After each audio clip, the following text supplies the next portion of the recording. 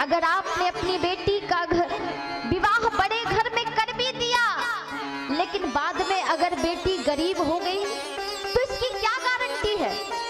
इसीलिए अपनी बेटी का विवाह भले ही गरीब घर में करो, शायद आपकी बेटी के चरणों के प्रताप से वह गरीब घर भी पल भर में अमीर बन जाए।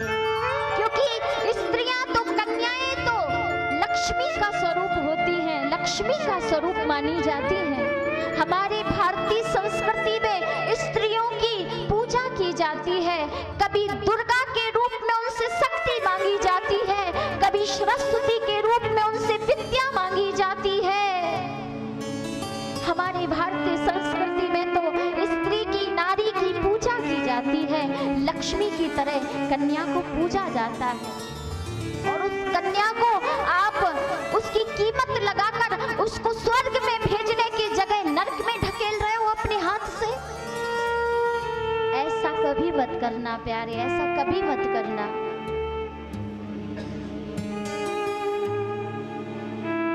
भागवत में वर्णन आता है, नारद जी कहते हैं इस बात को कि उन्होंने इस धरती पर ऐसे पुरुषों को देखा जो धन के लालच में आकर अपनी कन्याओं का क्रय परिक्रय करने लगते हैं। कन्या विक्रड़ो लोभा छपति नाम चाकलकनम, नीच कुल के व्यक्तियों में बेच देते हैं। और नारद जी कहने लगे, जब मैं और आगे बढ़ा तो मैंने क्या देखा कि इस धरती पर आज बेटा बूढ़े माँ बाप की सलाह लेना पसंद नहीं करता।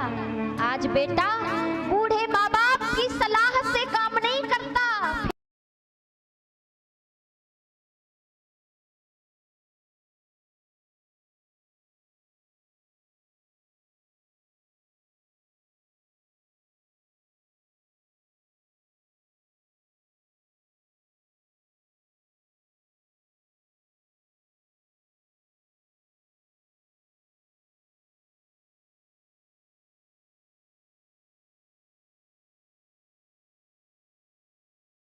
दीवाल बिगाड़े आरो और घर बिगाड़े सारो।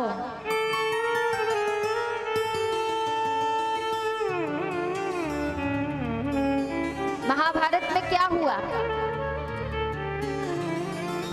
हस्तिनापुर जब कौरवों के मामा श्री धृतराष्ट्र के साले साहब जब शकुनी को बुलाया गया तो महाभारत रचाई गई और महाभारत में समस्त कौरवों का विनाश हो गया, समस्त कौरवों का विनाश हो गया। नारद जी कहते हैं, श्याल को बुद्धिदायका।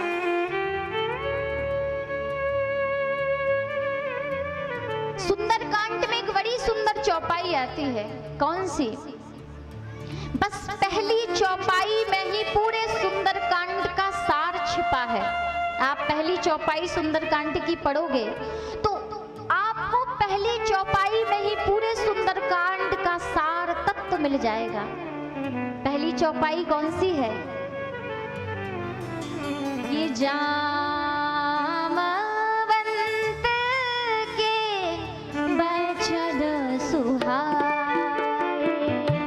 जामवंत के वचन सुहाए, जामवंत के वचन सुहाए,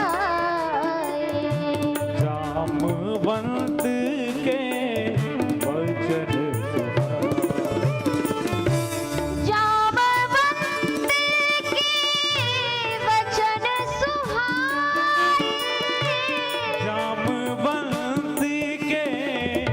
वचन सुहाए,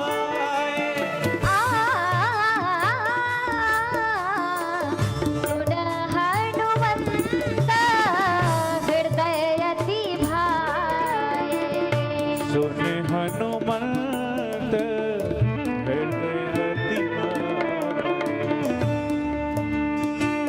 कितनी सुंदर चौपाई है। क्या लिखा?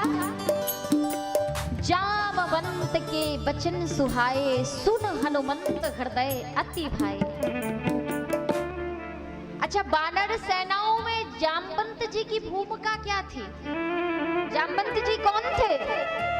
जामवंत मंत्री अति बूढ़ा, सबसे बड़े थे। कौन थे? सबसे बड़े। वानरों में सबसे बड़े थे जामवंत जी। और जब बूढ़े जामवंत की सलाह मानकर श्री पवन पुत्र हनुमान मैया जानकी का पता लगाने के लिए गए, तो अपने कार्य में हनुमान जी सफल होकर वापस लौटे। कहने का तात्पर्य क्या है कि अगर अपने बूढ़े माँ बाप की सलाह से काम करोगे तो जीवन में कभी विफल नहीं होगे, और अगर अपनी सलाह से काम करोगे तो जीवन में हार जाओगे प्यारे। जो ना ले बड़े की सीख, ले खपरिया मांगे भीख।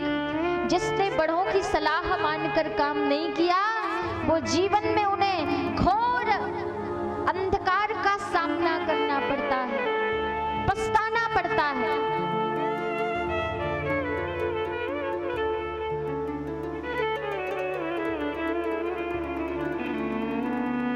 आज नारद जी ने श्री शौनकादिक ऋषियों से कहा, महाराज जहां जहां मैंने तीर्थ स्थानों पर जाकर देखा, वहां केवल और केवल पाप कर्म लोग अपने वचन से पीछे हट रहे हैं। इस पृथ्वी पर इतना पाप बढ़ रहा है, लेकिन जब मैं तीर्थ करने के बाद अंत में जब मथुरापुरी में यमुना तट के सन्निकट पहुंचा, उस मथुरापुरी में जो श्री ध्रुव जी की तपोस्थली और भगवान श्री श्याम सुंदर की नगरी, आज जब मैं मथुरापुरी में यमुना तट के निकट पहुंचा तो मैंने क्या देखा? एक युवती जो जोर जोर से विलाप कर रही है, और उसके पास दो पुरुष जो अचेत अवस्था में पड़े हुए हैं। वह स्त्री चारों ओर सहायता की दृष्टि से देख रही है कि कोई आकर मेरी सहायता करे। और महाराज जैसे ही उस स्त्री ने मुझे देखा, तो मुझे देखकर वह स्त्री हाथ जोड़कर प्रार्थना करने लगी, याचना करने लगी। क्या याचना करने लगी? कि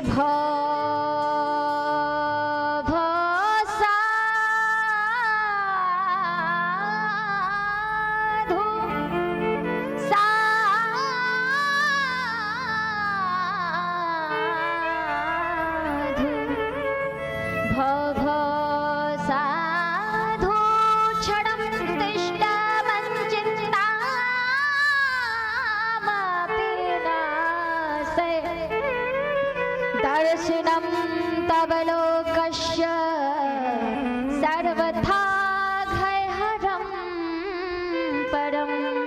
हे साधु, हे महाराज, बड़े सौभाग्य से संत का दर्शन होता है, और जिसको एक बार जीवन में संत का दर्शन हो गया, उसके जीवन के ताप नष्ट हो जाते हैं। संत का जूठन खाने से जीवन की दरिद्रता नष्ट हो जाती है। आज मेरे पुण्यों के भाग्यों का उदय हुआ है, जो आज मुझे आप जैसे संत का दर्शन हुआ। महाराज, उस युवती ने हाथ जोड़कर नारद जी को प्रणाम किया और कहने लगी, हे महाराज, कृपा करके मेरा मन बड़ा ही चिंता में डूबा है, और कृपा करके मेरे मन की चिंता को दूर कीजिए, मेरा दुख सुन लीजिए। क्षणम दृष्टमन चिंतामपि नाशय, क्षण भर रुककर, क्षण भर ठहर कर मेरे दुख को सुन लीजिए। नारद जी ने उस स्त्री से पूछा, माता आप कौन हैं? आप अपना परिचय दें, आपका नाम क्या है? और आपके पास ये जो दो पुरुष अचेत अवस्था में पड़े हैं, कौन हैं? इनकी ये दुर्दशा कैसे हुई? तो आज मैया अपना परिचय देती हैं नारद जी को। क्या कहती हैं? हे बाबा, मेरा नाम भक्ति है, मेरा नाम भक्ति है। अहम भक्ति दीक्षाता एवं मैं तनयऊ मतऊ।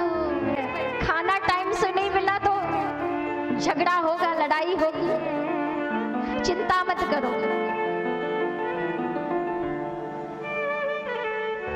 जब आप गोविंद की कथा सुनने के लिए आई हो, ये भी तो परमपति है।